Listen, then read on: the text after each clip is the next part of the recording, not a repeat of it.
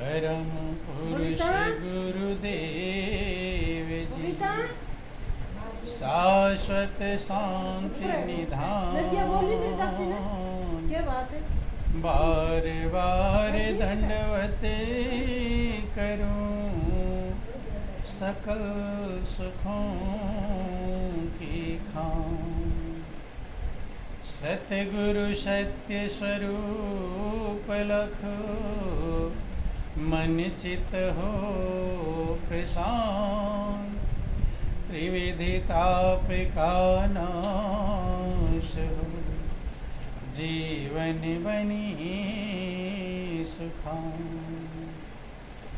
अमित महायश आपका महिमा कही न जाए। नीति नीति कह चुप भय वेद ग्रंथ सब गाय। महाभयानक अरु कठिन भवसागर गंभीर। नाम जहाज बिठाए कर मीटे जन की भीड़। मेरा मुझ में कुछ नहीं जो कुछ है सो तोर। तेरा तुझको सौंपते क्या लागे है मोर। बोलिए प्रेम से गुरुदेव महाराज की जय। बोल वृंदावन बिहारी लाल की जय। उमापति महादेव की जय। बोलो सब संतों की जय। सत्य सनातन धर्म की जय। बहुत ही सौभाग्य का समय है कि उस महाप्रभु की असीम दया दृष्टि से हम सभी लोगों को ये सत्संग का परम पावन अवसर मिला है। सत्संग ही एक ऐसी चीज है जो दुर्लभ है संसार में। दुनिया की चीजें लोग प्राप्त कर लेते हैं लेकिन सत्संग किसी पुण्यवान को प्राप्त हो पाता है। महापुरुष समझाते हैं कि सुत दारायरु लक्ष्मी पाप्यु घर भी हो। संत समागम हरि कथा तुलसी दुर्लभ दोय। सुत कहते हैं पुत्र को, दारा कहते हैं स्त्री को, पत्नी, लक्ष्मी धन संपत्ति। कहते हैं कि ये चीजें पापियों के यहाँ भी पाई जाती। क्या पाप करने वाले के पास बेटा बेटी नहीं है? धन दौलत है, नौकर चाकर सब हैं, लेकिन एक चीज संत समागम और हरि कथा बिना पुण्य की कमाई के प्राप्त होता नहीं। रामायण में लिखा गया कि पुण्य पुंज बिनु मिलहि न संता और सत्संगति संसृति करयंता। बिना पुण्य के पुंज इकट्ठा हुए संत सदगुरु की शरण मिलती नहीं। सत्संग नहीं मिलता है। और कभी कभी आप देखते हैं कि अगर आ भी गया जबरदस्ती तो या तो सो जाएगा, या तो सुन नहीं पाएगा, या तो ध्यान कहीं और रहेगा, अर्थात मिल पाता नहीं। इसीलिए रामायण में लिखा बड़े भाग्य पाइए सत्संगा और बिना ही प्रयास हो ही बहु भंगा। सत्संग पाकर ही मनुष्य सच्चाई का ज्ञान प्राप्त कर पाता है। नहीं तो माया की भूल भुलैया ऐसी है कि बड़े बड़े होशियार, बड़े बड़े विद्वान, बड़े बड़े पढ़े लिखे, पीएचडी किए हुए डॉक्टर, इंजीनियर जिंदगी जीते हैं। कब आत्महत्या कर लेंगे, कब किसको मार डालेंगे, कब खुद मर जाएंगे, कुछ भरोसा नहीं। जिंदगी की सच्चाई समझ नहीं पाते। जिंदगी को एक मशीन की तरह जीते हैं और जिंदगी खत्म कर देते हैं। जिसको महापुरुष कहते हैं कि बड़े भाग्य मानुष तन पावा और सुर दुर्लभ सब ग्रंथनि गावा। जिस जीवन को पाने के लिए देवता तरसते हैं, उस जिंदगी को 1 सेकंड में लोग खत्म करने का प्रयास करते हैं। कारण क्या है? कारण मात्र एक है कि पशु की तरह जिया तो खाया पिया कमाया सोया। महापुरुष कहते हैं कि खाना पीना कमाना सोना संतान पैदा करना उनका पालन पोषण करना ये मनुष्य भी करता है और पशु भी करता है। इसमें मनुष्य और पशु में कोई अंतर नहीं। यही कर लिया तो पशु के बराबर है। तो यहाँ पशु से भी बेकार है। क्यों बेकार है? कि पशु के अंदर इतनी चिंता नहीं है, इतना टेंशन नहीं है, इतना ईर्ष्या द्वेष नहीं है, इतना खींचातानी नहीं है। कहे तिन्हते खर कुकर स्वान भले, जड़ता बसते न कहें कछुए। उनसे कहते हैं खर माने गधे, कुकर माने कुत्ते, सूकर माने सुअर। ये अच्छे हैं, वह भी अपने संतान पैदा करते हैं, वह भी खाने पीने की व्यवस्था करते हैं, लेकिन एक काम नहीं कर सकते जो इस जिंदगी में प्राप्त करना है, परम लक्ष्य को प्राप्त करना है, परम शांति को प्राप्त करना है, जीवन को आनंद मग्न करना है, वो नहीं करते। इसलिए देवताओं को ये दुर्लभ कहलाता है। लेकिन ये बिना सत्संग के संभव नहीं कि बिन सत्संग विवेक न होई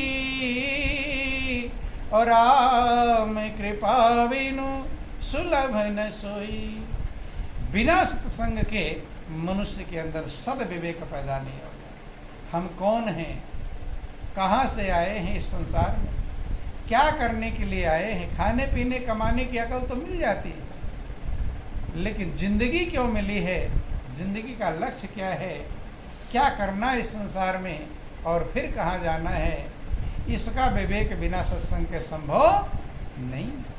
यही कारण है राम और कृष्ण भी गुरु की शरण में गए कि राम कृष्ण से को बड़ो और 3 गुरु सेवा कीन और 3 लोक के जो धनी सो गुरु आगे आधीन। जिन भगवान कृष्ण के पैदा होते ही जेल के फाटक खुल गए, पहरेदार सो गए। दूध पीते पीते तो छोटे बालक थे, तब इतनी शक्ति थी पूतना जैसे राक्षसी का संहार करना, काली नाग को ना था, गोवर्धन पर्वत को उठाया, सब कुछ किया, लेकिन वो जब गुरु के दरबार में उन्हें भी जाना पड़ा। जाते हैं, आप लोग कहानियां सुनते हैं कि कृष्ण और सुदामा एक ही गुरु संदीपन ऋषि के आश्रम में पढ़ते थे। गुरु माता की आज्ञा के पालन में जब गुरु माता ने कहा कि जाओ जंगल से लकड़ियां तोड़ कर, तो दोनों आज्ञा का पालन करते। एक मुट्ठी चना दिया कि जब भूख लगे तो दोनों आधा बराबर बांटकर खा लेना। चले गए जंगल में, मूसलाधार बारिश हुई, दांत कटकटाने लगे, ठंड पड़ने लगी। तो महापुरुष कहते लोभ ही पाप का मूल होता। सुदामा को भूख लग गई, भूख लग गई तो गठरी उन्हीं के पास थी। सुदामा ने सोचा कि लाओ खा लो। मनुष्य उल्टे कर्म कब करता है? जब स्वार्थ में आता है। किसमें आता है? स्वार्थ।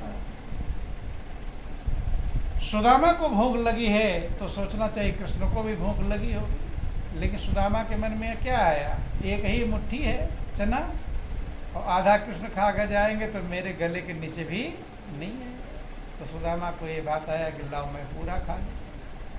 तो महापुरुष कहते कर्म प्रधान विश्व रच राखा, जो जस करे सो तस फल चाखा। जब उसके अंदर ये लोभ है, खाने लगा, चूंकि पानी भरने लगा, बारिश होने लगी, एक पेड़ पर कृष्ण चढ़ गए, एक पर सुदामा, ठंड से कांप रहे।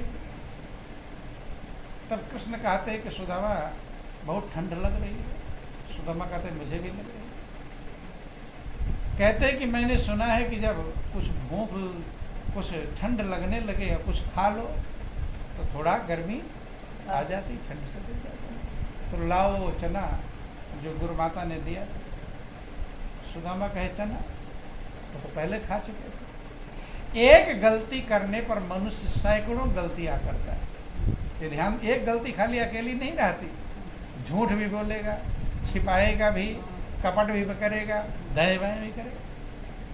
तो एक अच्छाई करेगा तो 10 अच्छाई तैयार होती है, और एक बुराई से कई बुराइयां तैयार हो जाती, उसकी जड़ निकल जाता है।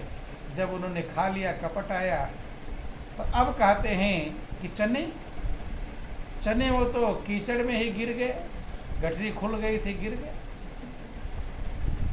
कृष्ण तो सब समझ रहे हैं। कृष्ण ने कहा तो आवाज कट कट कट क्या आ रही है, चना खाओगे थोड़ी आवाज आती है। कहे कृष्ण मेरे दांत ठंड के मारे दांत कटकटा रहे हैं। तो बहानेबाजी, बुरा कर्म करने वाला बहानेबाजी भी बनाता, दाएं बाएं भी काटता, झूठ भी बोलता है, तमाम कर्म तैयार हो जाते हैं।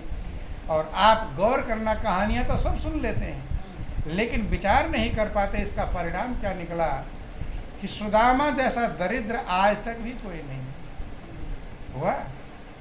सुदामा की पत्नी सुशीला जब सुनती है कि सुदामा हमारे जो पति हैं वो द्वारिकाधीश के मित्र हैं, तो सोची कि बड़ा आदमी थोड़ा भी देगा तो बहुत हो जाएगा। बच्चे भूखों मर रहे हैं, कई दिन भोजन नहीं मिल पाता, पानी पीकर जीना पड़ता है, बच्चे भी रोते चिल्लाते हैं खाने के लिए। बार बार कहती है कि द्वारिका चले जाओ। और सुदामा सोच रहे हैं कि साथ साथ पढ़ते तब बराबर थे, अब वो राजा बन गए, हम प्रजा भी नहीं, भिखारी के समान है, कैसे जाए, संकोच।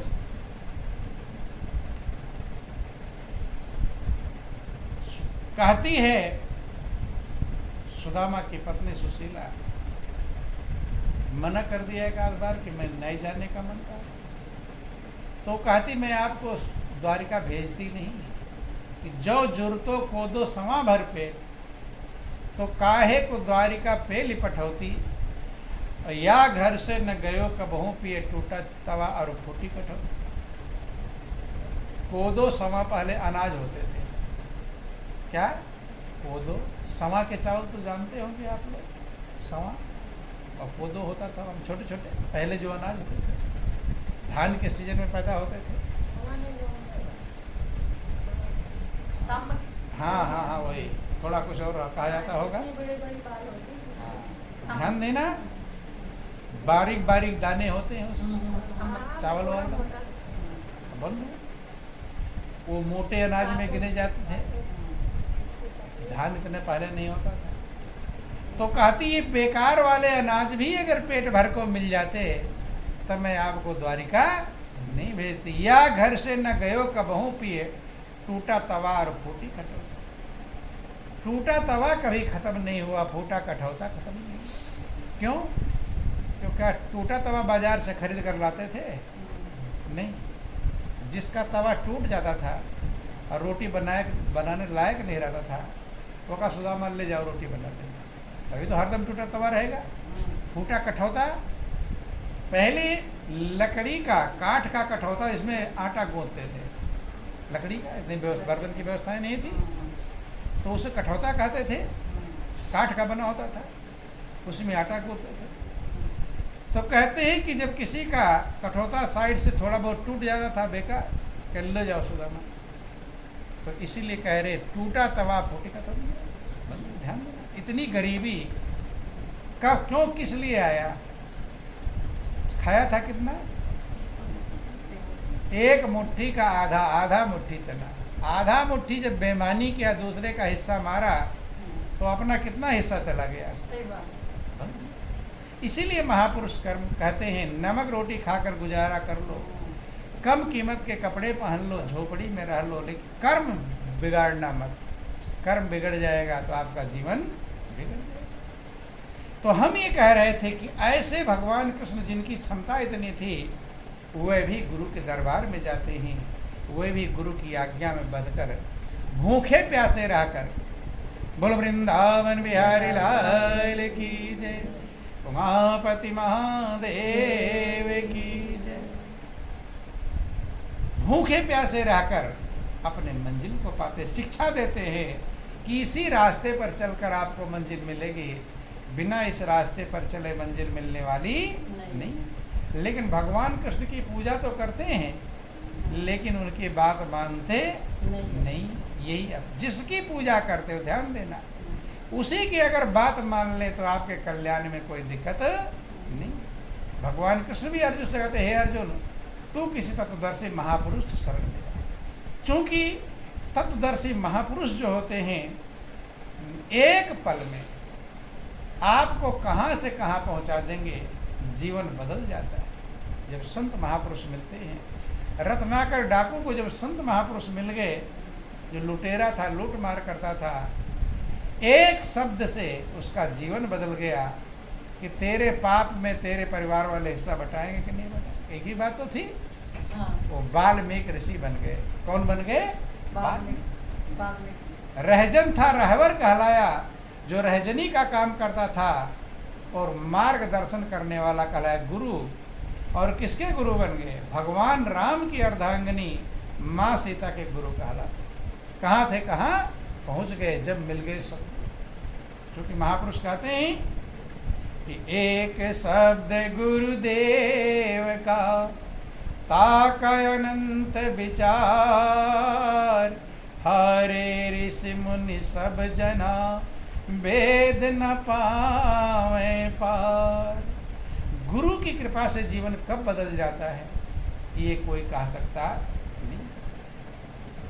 कहाँ परिवर्तन हो जाए, विचार का ही परिवर्तन है। विचार सही दिशा में मुड़ जाए तो आपका जीवन मुड़ जाएगा, क्योंकि आपका विचार ही गाड़ी की हैंडल। जिक्र आता है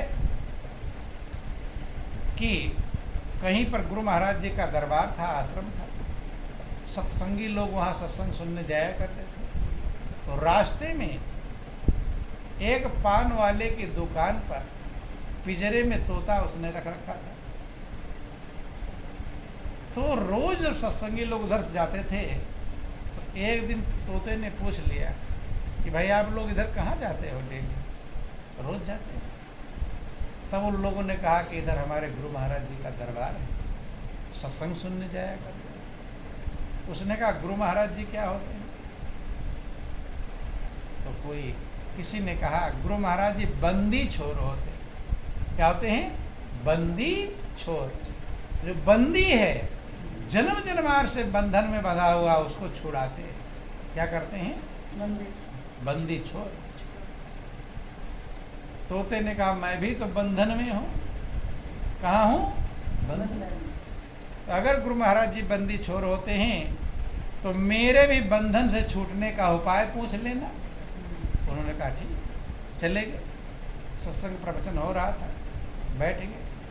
जब सत्संग प्रवचन खत्म हुआ, प्रसाद बट गया, तो वो भक्त लोग गए गुरु महाराज जी के पास, सारी कहानी बताया कि ऐसे ऐसे एक पनवाड़ी की दुकान पर आप पिंजरे में तोता है। पूछा कहाँ जाते हो? हमने कहा गुरु महाराज जी के दरबार में जाते हैं। पूछा गुरु महाराज जी क्या होते? हमने कहा गुरु महाराज जी बंदी छोर होते हैं। तो उसने कहा कि मैं भी बंधन में हूँ, मेरे भी बंधन से छूटने का उपाय पूछ लेना। इतना कहना था कि गुरु महाराज जी अचेत होकर पड़ गए। कैसे? मरे हुए से, जैसे लग रहा है मर गए हो। अब लोग परेशान, कोई पंखा कर रहा है, कोई कुछ कर रहा है, कोई कुछ कर रहा है, कोई कुछ कर रहा है, परेशान। काफी समय बाद उनको होश आया। अब दोबारा सत्संगियों ने पूछा, कुछ आ रहे वापस? तोता इंतजार कर रहा है। जब उसने पूछा कि भाई पूछा उपाय, कहे तोते तो इतना बहुत बड़ा पापी है। देखो सत्संग में जाकर भी कोई बिरला कीमत समझ पाता है। तू इतना पापी है कि तेरी कहानी सुनकर गुरु महाराज जी बेहोश हो गए। प्रश्न कैसे पूछते कि क्या हुआ बताओ। तो जब हमने पूछा, गुरु महाराज जी ऐसे पड़ गए, मुर्दा, हाथ पैर फैल गए, मुर्दे के समान हो। अब जब गुरु महाराज जी के दशा तो हमारा के दशा, अब हम दोबारा तेरे पास कभी नहीं। उल्टा ग्रहण कर लेते हैं। चले गए। गुरु महाराज जी के इशारे को सत्संगी लोग नहीं समझ पाए, लेकिन तोता समझ गया। तोता पिंजरे में ऐसे पड़ गया, ऐसे मर गया। क्या हो गया? पड़ गया, पंख फंख ऐसे डंक फैला करके ऐसे मर जाते हैं। अब पान वाले ने देखा, अरे तोता ऐसे कैसे हो गया? सोचा जब लू चल रहा है, लगता लू लग गया हो इसे। पिंजरे को उतारा, नीचे रखा, हिलाया डोला, लेकिन वो हिला ही नहीं, पड़ा हुआ है। सोचा खिड़की खोल दी, बाहर रख दिया कि भाई थोड़ी हवा लगे, कहीं गर्मी लग गई, लू चल रहा, गर्मी का सीजन था। सोचा लाओ पानी का छींटा दो। जैसे इधर से पानी उठाने चला, इतने में तोता फर से उड़ गया। क्या हो गया? उड़ गया, अर्थात बंधन से। तो ये तो एक कहानी है। इसी प्रकार से हमारी जीवात्मा जन्म जन्मांतर से माया रूपी पिंजरे में बंद है। कौन से पिंजरे में? माया रूपी पिंजरे में। माया के चक्कर में सारा संसार नाच रहा है, बंद। और माया के भूल भुलैया में फंस करके इस जीवन में भी पूरा नहीं कर पाता है। आज ये पूरा कर लो, कल वो पूरा कर लो, परसों वो कर लो। किसी का आज तक हमने नहीं सुना कि मेरा सब पूरा हो गया। पूरा होता है? सब अधूरे ही मर जाते हैं। न जितना धन कमाना चाहिए कमा पाता है, न जैसा खाना खाना चाहता है खा पाता है, न जैसे कपड़े पहनना चाहता है पहन पाता है? एक से बढ़कर एक कपड़े रहेंगे, लेकिन तुम अपने पॉकेट का भी देखोगे, है 10-20 हज़ार का कपड़ा है, खरीद लोगे? सोचोगे भाई सेठ जी थोड़ा सस्ता वाला दे दो। क्यों? इतना दम नहीं है। पूरी जिंदगी में सारी अकल, बुद्धि, विवेक, चालाकी, होशियारी, छल कपट, बेईमानी सब कुछ लगा देता है, लेकिन जीवन में पूरा कर पाता नहीं है। और लास्ट में रो कर विदा हो जाता है, रो कर पछता कर। जिंदगी कि हीरा सा जन्म गंवा दिया सोए सोए, और फिर पछताएगा दीवाने मन रोए रोए। कहीं सतगुरु ऐसा जन्म नहीं पाएगा, और माटी का खिलौना माटी में मिल जाए, मिट्टी में। लेकिन कोई ऐसे भाग्यशाली होते हैं जिनके पुष्प पुण्य के संस्कार होते हैं, जिनको संत सदगुरु की शरण मिल जाती है। क्या मिल जाती है? शरण मिल जाती है। वो भी इस संसार में रहते हैं, वो दिखाई नहीं पड़ता। दोनों इस दुनिया में रहते हैं। जैसे जेल में कैदी भी रहते हैं और कर्मचारी भी रहते हैं। तो कैदी को जब पकड़कर जेल में ले जाते हैं तो चिल्लाता है, रोता है कि मुझे जेल में ना ले जाओ, डरता है, चिल्लाता है, वही जेल है। और उसी जेल में जब वहाँ का कर्मचारी जेल का काम करने जाता है तब तो बेचैन होता है, उसके लिए तो ऑफिस है। ध्यान देना, दोनों है, जेल दोनों के लिए है, लेकिन एक के लिए बंधन है, क्योंकि वो चला जाएगा जेल में कैदी, फिर निकलने की उम्मीद नहीं। और कर्मचारी जाएगा सुबह से शाम ड्यूटी करके और फिर लौट के बाहर। वो स्वतंत्र है, वो बंधन में नहीं है। इसलिए उसी जेल के गेट वही है, उसी रास्ते से वो भी जाता है, वो बेचैन नहीं होता। और कैदी उसी रास्ते से जाता है तो टेंशन में और बेचैनी में। ऐसे संसार दोनों में जीते हैं, भक्त भी जीते हैं और दुनियादारी के लोग भी जीते हैं। दुनियादारी वाले रात दिन टेंशन, बेचैनी, अशांति, चिंता में जीते हैं। और भक्त जिससे प्रभु के चरणों का सहारा मिल गया, वो प्रभु में मन लगाकर यहाँ भी मगन और आगे भी मगन। लोग सुखी परलोक सुखी बन। कब? जब सदगुरु की शरणागति मिल जाए। कैसे? एक छोटा सा प्रसंग है, फिर आप लोगों का टाइम भी हो रहा है। बोल वृंदावन बिहारी लाल की, उमापति महादेव की। साकत मरे संत जन जीवें, भरी भरी राम रसायन पिए। कबीर ने कहा था, हम न मरे मरिहें संसारा। क्या कहा था? हम न मरे मरिहें संसारा, और हमका मिला जियावन हारा। कबीर कहते, अब मैं जन्म मरण के बंधन में नहीं जाऊंगा। छूट गया वो बंधन नहीं, वही तोते वाला हाल। गुरु का इशारा मिल गया है तो बंधन से छूट जाता है, और गुरु का इशारा नहीं मिला तो बंधन में पड़ा रहे। इशारे को समझना बंधन। कहते हैं, हम न मरे मरिहें संसारा, और हमका मिला जियावन हारा। क्या कहते हैं कि हरि मरी है तो हम हो मरी है। कबीर कहते हैं, अगर भगवान मरेंगे तो मैं भी मरूंगा, और हरि न मरे हम काहे मरी हैं। भगवान नहीं मरेंगे तो हमें कौन, फालतू क्या मतलब मरने की। क्यों? क्योंकि आत्मा सो परमात्मा, आत्मा और परमात्मा को एक कर लिया है। अब अंतर नहीं है, बंधन से छूट गए हैं कि हरि मरी हैं तो हम हो मरी हैं, और हरि न मरे हम काहे को मरी हैं। कहे कबीर मन मन ही मिलावा, और अमर भय सुख सागर पावा। अब हम जन्म मरण के बंधन से छूट, किस प्रकार से बंधन से मुक्त हो जाता जीव, इस संसार में रहते हुए भी संसार के बंधनों से छूट जाता है। छोटा सा प्रसंग आता है, किसी नगर का जिक्र आया कि उस राज्य में जो राजा होता था वो सिर्फ 6 महीने के लिए होता था। कितने महीने के लिए? अब समझना, थोड़ा गौर करना। 6 महीने का राजा होता था। 6 महीने के बाद, जैसे अपने यहाँ प्रधानमंत्री 5 साल के होते हैं, 5 साल बाद दूसरे प्रधानमंत्री, तो ऐसे उस राज्य का नियम था कि जो राजा बनेगा वो 6 महीने के लिए, 6 महीने बाद अगला राजा बना दिया जाएगा। लेकिन वो इलेक्शन चुनाव नहीं है, अगला राजा कैसे बनेगा? जो पहले वाला राजा है उस राजा को भयंकर एक नदी, तेज बड़ी नदी, उस नदी के उस पार जंगल था पूरा, जंगल में शेर, चाती, हाथी, चीता, भालू, जंगली जानवर। उस राजा को नदी में नाव पर बिठाकर उस पार ले जाकर छोड़ देते थे जंगल में। अब शेर चीते खाया, वहां से लौट करके आ रहे हैं तो जो आदमी सबसे पहले मिलता है बस उसी को राजा बनाते हैं, चाहे वो पढ़ा हो, चाहे अनपढ़, चाहे मूर्ख, चाहे कैसा भी है, उसी को राजा, और ना भी बनना चाहे तो उसी को राजा बनाते हैं। बस समझ में? उसको भी 6 महीने की राजगद्दी मिलती थी। 6 महीने के बाद उसे भी फिर ले गए नदी के उस पार जंगल में डाल देते, शेर चीते खाया। यही क्रम चल रहा था। संजोग की बात थी, बोलो वृंदावन बिहारी लाल की। जग कर बैठो, माया निद्रा को भेजती है कि जाओ निद्रा देवी, जाओ सुला दो।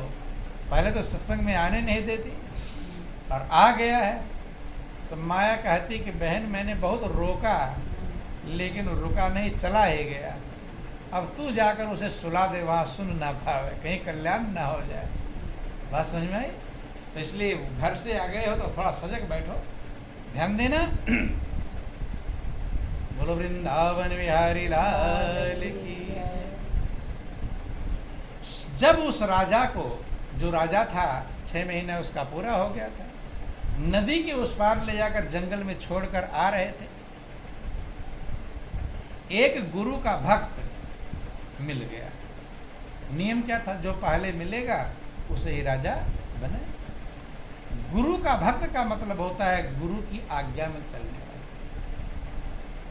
उसे गुरु भक्त कहते हैं। और मन की आज्ञा में चलने वाले को मन का भक्त कहते हैं। तो मनमुख का उद्धार नहीं होता है, गुरुमुख का उद्धार होता है। उसे मनमुख कहते हैं, जो अपने मन के अनुसार चलता है, और जो गुरु के अनुसार चलता है उसे गुरुमुख का कहते हैं। बंधन से गुरुमुख छूटता है, मनमुख कभी छूटता नहीं। तो गुरुमुख मिल गया, गुरु भक्त मिल गया। अब आने वाले लोगों ने कहा कि भाई अब आप पहले मिले हो, अब आपको राजा बनाया जाए। उसने कहा नहीं, मुझे राजा बनने का शौक नहीं, जो प्रभु ने मुझे दिया है मैं उसी में मगन हूँ, उसी में मैं खुश हूँ। और जो प्रभु की रजा में रजामंद है उसको हरदम आनंद ही आनंद है। थोड़ा सा भजन है, बोलो वृंदावन बिहारी लाल की। अरे प्रभु प्यारे से जिसका संबंध है उसे हरदम आनंद ही आनंद है। प्रभु प्यारे से जिसका संबंध है उसे हरदम आनंद ही आनंद है। झूठी ममता का तज दे किनारा, ले ले सच्चे प्रभु का सहारा। झूठी ममता का तज दे किनारा, ले ले सच्चे प्रभु का सहारा। जो भी प्रभु की रजा में रजामंद है उसे हरदम आनंद ही आनंद है। जो भी प्रभु की रजा में रजामंद है, उसे हरदम आनंद ही हाँ, प्रभु प्यारे से जिसका संबंध है, उसे हरदम आनंद ही जो भी प्रभु की रजा में रजामंद हो जाएगा वो कभी बेचैन। लोग बेचैन क्यों हैं? परमात्मा कुछ भी दे देगा लेकिन वो उसमें खुश होने वाले ये नहीं दिया तो वो नहीं, जो दे देगा उसमें राजी नहीं है। कि निंदा चुंगली न जिसको सुहाए, बन के सेवक भला सबका चाहे। निंदा चुंगली न जिसको सुहाए, बन के सेवक भला सबका चाहे। साधु संगति जिसको पसंद है, उसे हरदम आनंद ही आनंद है। साधु संगति जिसको पसंद है, उसके आनंद आनंद ही आनंद। प्रभु प्यारे से जिसका संबंध है, उसे हरदम आनंद ही आनंद है। प्रभु प्यारे से उसे हरदम आनंद।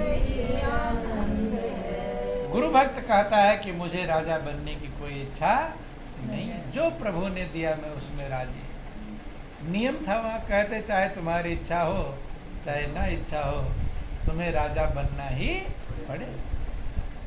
अब मजबूरी मिलेगी। तो वो ऐसा भक्त था कि गुरु की आज्ञा के बिना कुछ भी करता नहीं। कि गुरु की आज्ञा आवई और गुरु की आज्ञा जाए, और कहें कबीर तदास को तीन लोक डरना। गुरु की आज्ञा एक सुरक्षा किला होता है, कवच होता है, जो कहीं बाल बाका कर सकता नहीं। अगर आज्ञा बंधा हुआ है बंद। ले गए जबरदस्ती,